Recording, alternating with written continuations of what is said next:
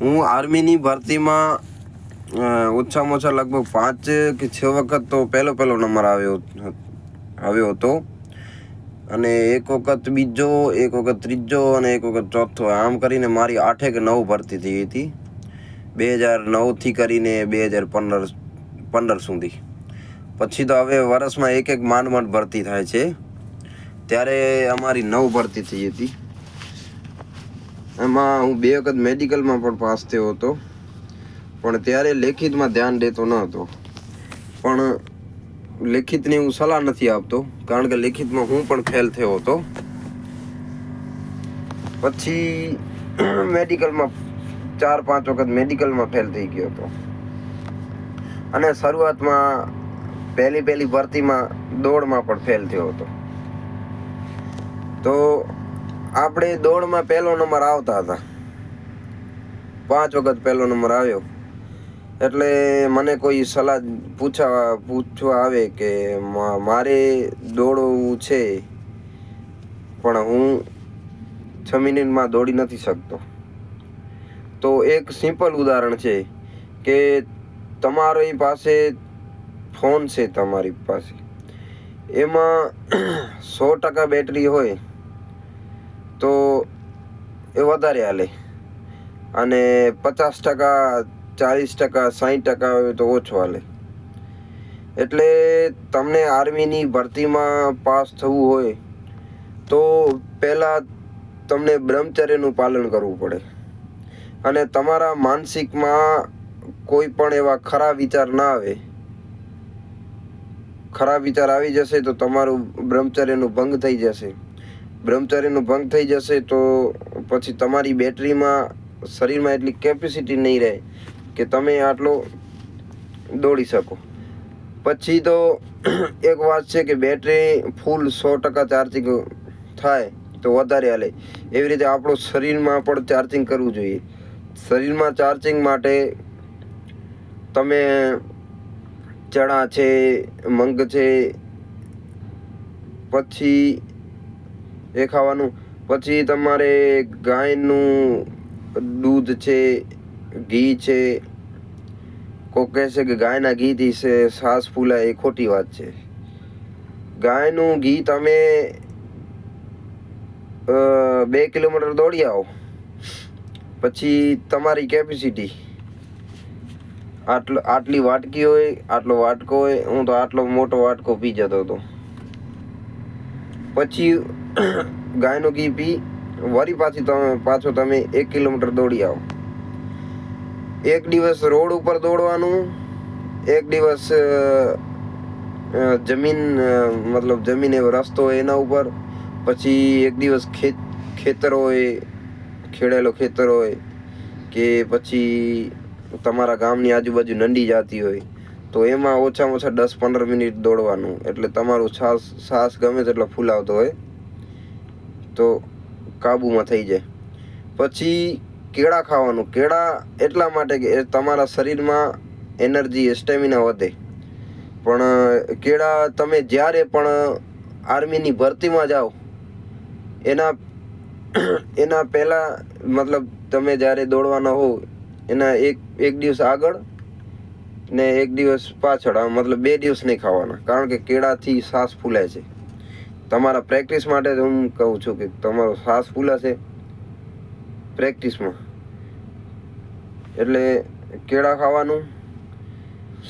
પછી બકરીનું દૂધ મળતું હોય તો બકરીનું દૂધ 1 લીટર, 2 લીટર, 3 લીટર, તમારી જેટલી કેપેસિટી. અને રોજના 1 લીટર, 1.5 લીટર જેવી દહીં પીવાનું. એટલે ભાઈ શરીરને, આમ દોડવામાં નાની માના ઘર નથી, કારણ કે શરીરના પહેલાં જોઈએ છે. તમે બાઇક દોડાવો છો તો બાઇકમાં તમે પેટ્રોલ ચોખ્ખો નાખશો તો બાઇક હાલશે. તમે બાઇકમાં કેરોસીન નાખશો તો બાઇક ધુવાણો કરશે, એટલી નહીં હાલે. તો તમારું શરીર છે.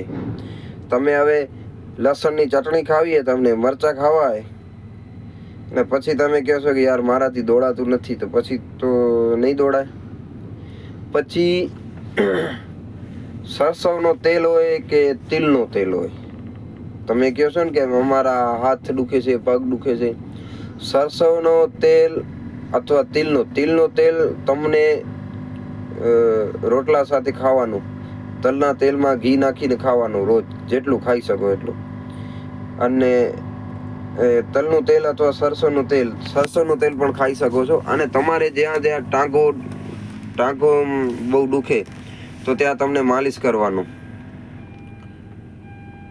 તો બીજું, પેટ દુખતું હોય, અમુક પેટના એમ કે નર ભરાય છે, પેટના નર ભરાતા હોય તો એમાં બીજું કાંઈ પ્રોબ્લેમ નથી, ગેસ અને એસિડિટી હોય.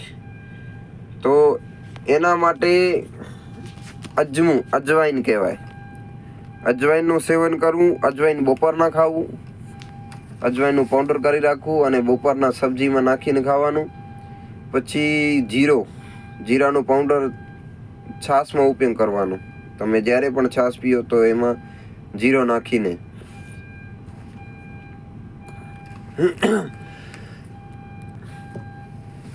પછી તમે તમારી 100% એનર્જી આવી જશે શરીરમાં.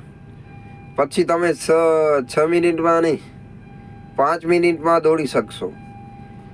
અને એના માટે તમારે ફૂલ સપ કરવા પડશે. પછી એક પેટની કસરત આવે છે, એ કરવી પડશે. એના હું વિડીયો નાખીશ હવે. પણ પહેલાં અહીંયા મારા વિડીયો લાઈક થાય અને વ્યૂ થાય પછી હું બધા નાખીશ વિડીયો. પેટની કસરત, પેટને 6 પેક કેમ બનાવવું. પછી જે આપણા ચેસ્ટની કસરત, ચેસ્ટને કેમ ફૂલાવવું. મારું 5 ઇંચ, આપણે 5 ઇંચ ફૂલાવવાનું.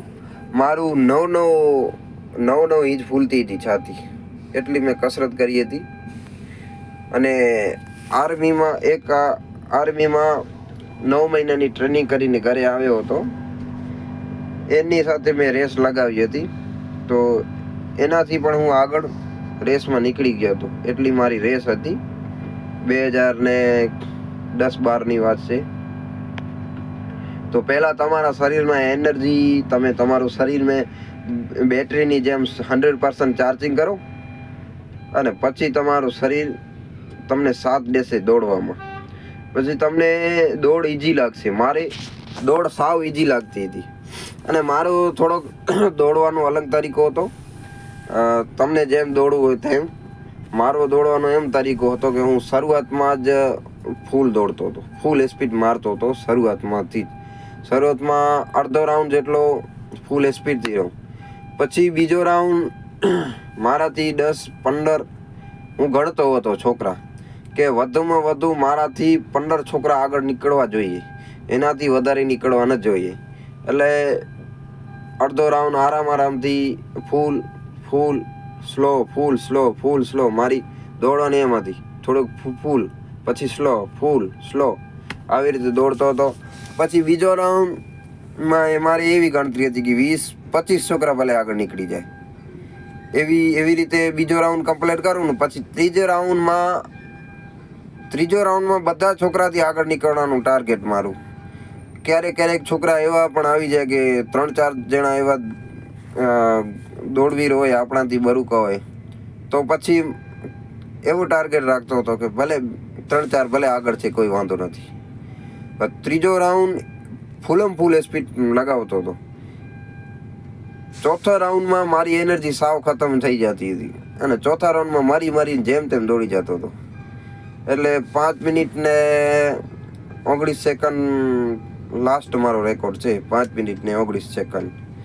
એક વખત 5 મિનિટ ને 26 સેકન્ડમાં દોડ્યો હતો. જય હિન્દ, જય ભારત માતા કી જય.